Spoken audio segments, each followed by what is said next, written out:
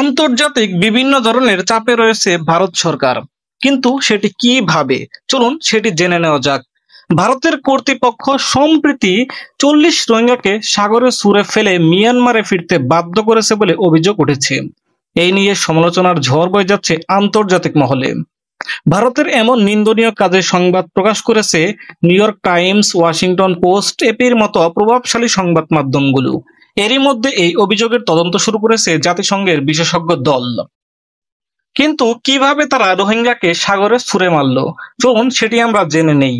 গত 8 মে সন্ধ্যায় দিল্লির এক তরুণ রোহিঙ্গা শরণার্থী মিয়ানমার থেকে একটি ফোন কল পান।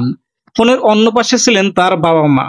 তরুণ বলেন, বাবা মা আমাকে জানান তাদের সমুদ্রের মাঝখানে ফেলে দেওয়া হয়েছিল।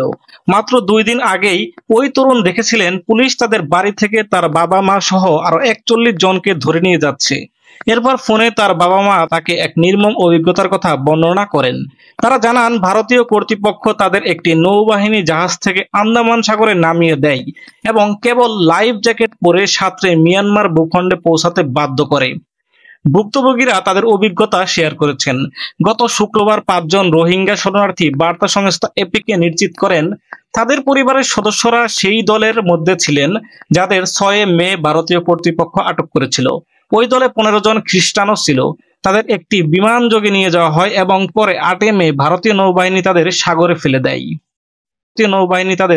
ফেলে দেয়। রোহিঙ্গা শরণার্থীদের পক্ষে আইনি লড়াই করা আইনজীবী দিলওয়ার হোসেন জানান, ক্ষতিগ্রস্ত পরিবারগুলো ভারতের সর্বোচ্চ আদালতে একটি আবেদন জমা দিয়েছে যাতে তাদের ফেরত এনে আবার দিল্লিতে বসবাসের সুযোগ দেওয়ার অনুরোধ জানানো হয়েছে। ভারতের নৌবাহিনী ও পররাষ্ট্র মন্ত্রণালয় এই বিষয়ে কোনো মন্তব্য করতে অস্বীকৃতি জানিয়েছে। কিন্তু জাতিসংঘ এই বিষয়ে আসলে কি বলছে, চলুন সেটি আমরা জেনে নেই।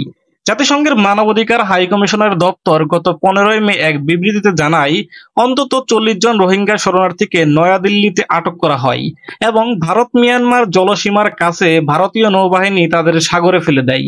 শরণার্থীদের মধ্যে শিশু, নারী ও বৃদ্ধও ছিলেন। তারা সাঁতরে উপকূলে পৌঁছান, তবে তারা বর্তমানে মিয়ানমারে কোথায় রয়েছেন তা জানা যায়নি বলে জানিয়েছেন সংস্থাটি।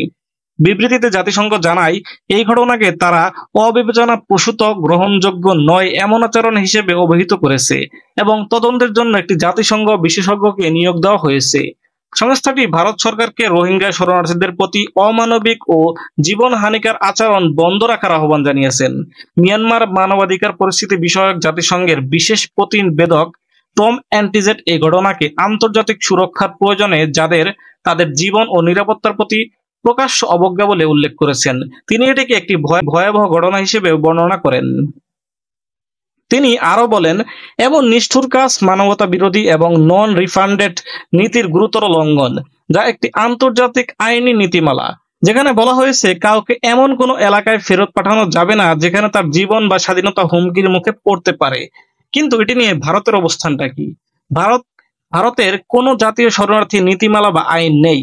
দেশটি 1951 সালে শরণার্থী কনভেনশন বা 1967 সালের প্রটোকলের পক্ষভুক্ত নয়। তবু মিয়ানমারের রাখাইন রাজ্যে নির্যাতনের শিকার হয়ে হাজার হাজার মুসলিম রোহিঙ্গা শরণার্থী ভারতে আশ্রয় নিয়েছে এবং এটি নিয়ে সুপ্রিম কোর্টের অবস্থান অনেক উদ্বেগজনক। কিন্তু এটি নিয়ে ভারত সরকারকে কূটনৈতিক